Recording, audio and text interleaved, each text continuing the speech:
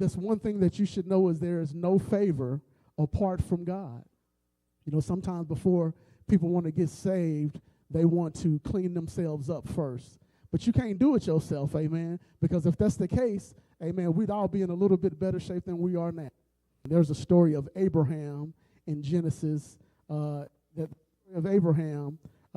told Abraham to sacrifice his son Isaac.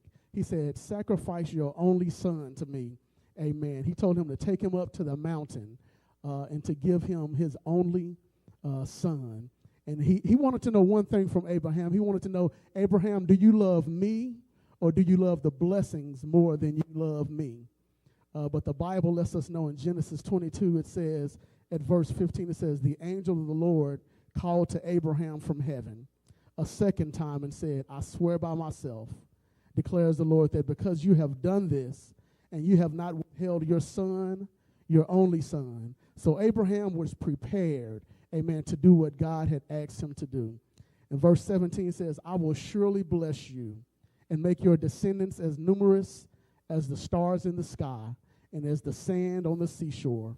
Your descendants will take possession of the cities of your enemies, and through your offspring, all nations on earth will be blessed because you have obeyed me.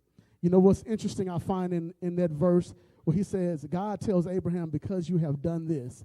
And he hadn't even done what God asked him to do, but he was in the process of doing it. So sometimes God might tell you to do something, and before you even finish doing what God tells you to do, God will bless you. Amen. Because that's